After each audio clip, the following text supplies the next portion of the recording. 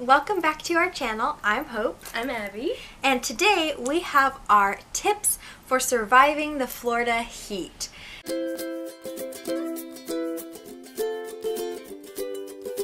Guys, this is something that the two of us have struggled with our whole lives. We also have a lot of experience. We are born and raised in Florida. We have definitely learned from experience to take precautionary measures to protect yourself from the sun's harmful rays, because there is nothing worse than spending getting your trip sunburned. a sunburn or getting heat stroke at the parks. That just takes all the fun out of your day. All the magic out. So, and because summer's coming up, we thought this would be appropriate. Yeah, we're finishing spring and heading into summer, so what a perfect video to kick off summer. To be honest, Florida's like summer all the time. So you can probably use these tips when it's not summer.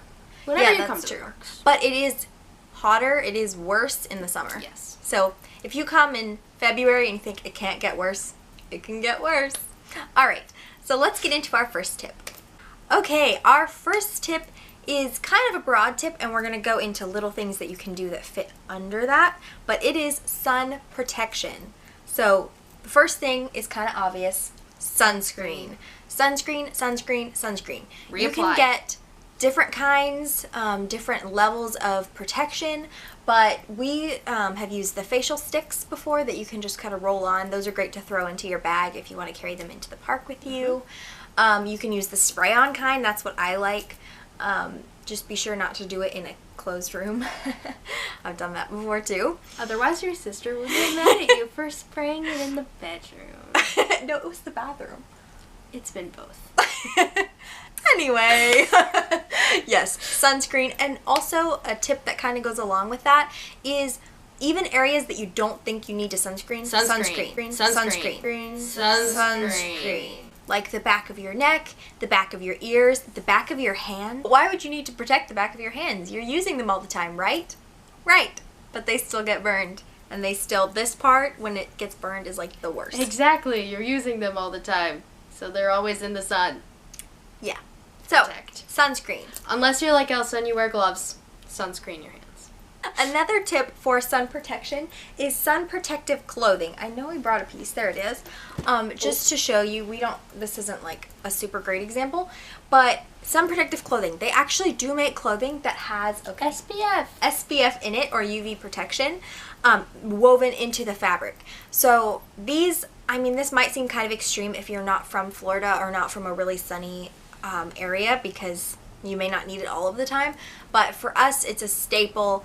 It really, really does help. It helps to protect your skin from the sun, but it also helps with heat, because it definitely helps to cool your body down. Wearing white helps too. That's another great tip. I know this can be kind of hard because sometimes it's not the best to wear white pants because you're gonna sit in something. I went on a water ride one time on a boat at Disney in white pants. Not a good idea. But for I would the say top, wear white top, not white pants. that's a good idea. But it's just helpful because it actually does help to reflect the sun. If you wear black or dark colors, it does actually suck into. I know it sounds like we're making this up, but we're not. It actually is true. So wear white clothing, wear sun protective clothing. Great ideas. Tip number 2. Tip number 2 is to wear a hat/sunglasses. I know, girls, let me tell you. Sometimes you go, why a hat? Because you want to wear your mini ears. I'm a huge mini ear person, as you probably know by now. We understand. We understand. You have a cute hair day. You want to show off your cute hairstyle. I totally get it. But there are some times where protecting your face from the sun is more important than your hairstyle. I know.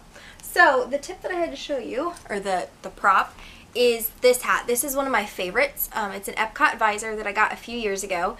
But first of all, it's white. It's really cute. It's a Disney hat, so that always helps. Trim with the flags. I know, it's really so really cute. neat. And this helps that it's Disney. It's actually a Disney, item, so it's not as horrible to your outfit. And let me just say, Disney has really cute hats right now. They do. They just came out with some new ones that are adorable, and I want all of them. Yeah, they're cute. And I also prefer the visor style because the top of your head is open, so it actually does help to... Okay, I feel like we're just making all this up, but we're really not. But Tried it and true. actually Tested and can proved. relieve heat from the top of your head. So I like a visor for that reason, and you can put your ponytail or whatever out the top, and it's super cute. So, hat, sunglasses. Tip number 3. Tip number 3. Tip number 3 is when you are taking your vehicle to Disney World. If you're not staying on property and using the on-property transportation system, if you're staying off property or you live here, Or you rented a car. any number of options, then definitely get some sunshades for said car for the front windshield, because like we said, the Florida sun is terrible, and when you get back in your vehicle and it's been sitting there all day and it's 100 degrees in your car, it's not fun. Yeah, this is kind of an insider tip because it's something that we don't really think about. I mean, you might. If you use sunshades in your car all the time, then awesome, good for you. We tend to forget a lot, but in the Disney parking lots, it's so important because it is one big open area with a bunch of cars in it, and the sun is just beating down on them. So if you put the sunshades in the front of your car, it will help your steering wheel and the dash of your car to not be burning hot. Yes. And they make really cute sunshades now. They like, do. we have one for our car that is Star Wars. It's the front of the Millennium Falcon front view, and it's so cool. It's so cute. And all the characters like and I love it. All right, tip number 4. This isn't a tip as much as it is a product, but I do highly recommend it, and it is a cooling towel. So this is one of the whip towels that you can get wet and then snap it, and then you can put it on your neck, you can put it on your arm, and it will cool your body temperature down. This is one that we have, and it is actually a Disney Parks cooling towel. I'm not even sure when we got this or how much it was, but it's super cute. It has a little Mickey on the top, and I'll show you if I can open this. These are great because you can just stick it in your backpack or in your bag, and then you can keep it dry until you really, really need it. So it looks like this, and then it has the characters on the outside. This is just the Disney one for reference.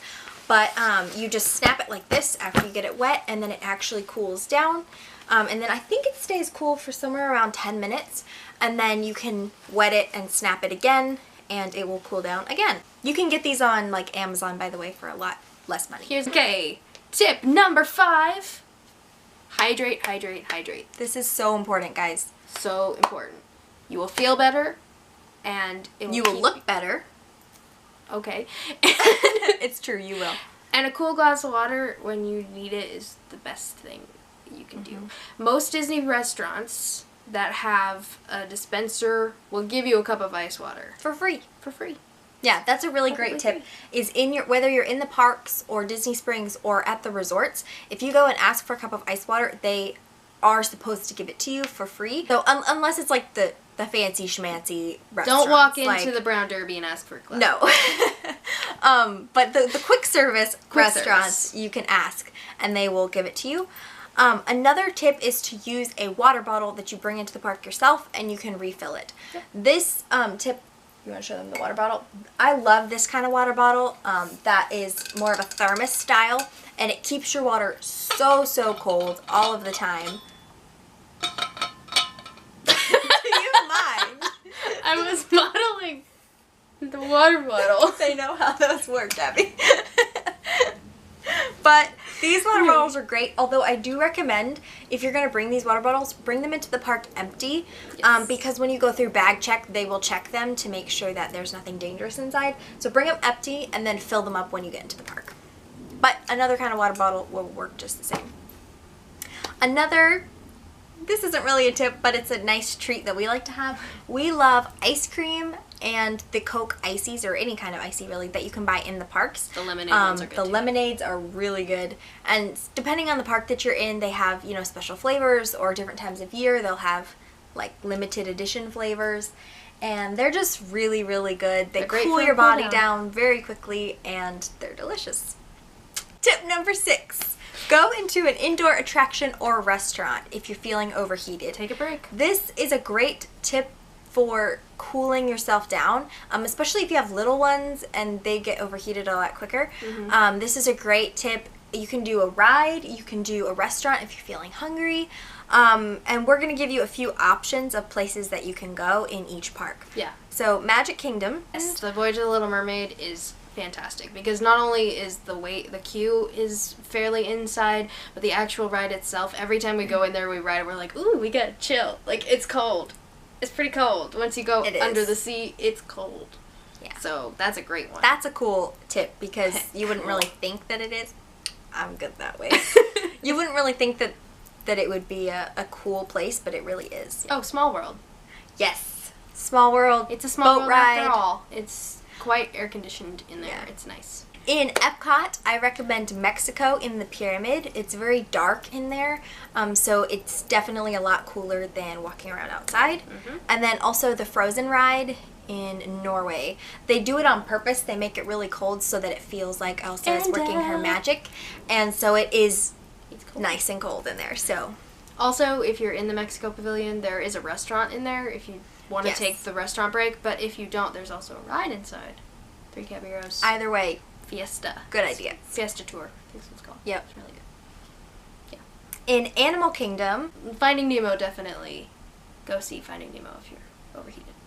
and then Hollywood Studios Muppet Vision is a great one. If that's not really your thing, I understand. The Frozen Sing-Along is another great option. Again, it's not your thing.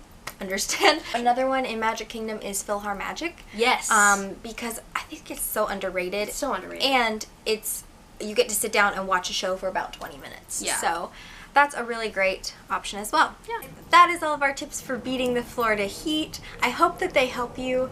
And basically a good rule of thumb is use common sense and think check the weather forecast, because if it's going to be super hot, prepare for it. All right, guys, thank you so much for watching, and we will see you next time. Bye.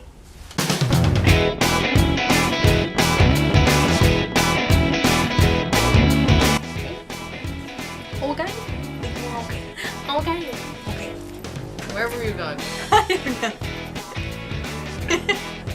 Awkward joke gone awry. All right. You made it awkward. I know that can be kind of controversial at Disney because if you're wearing Controversial. All right, that's getting edited out. Restaurant if you're feeling overheated. Take a break. The fuck? As we're gonna take a break right now. Should we go get that? She might leave a message.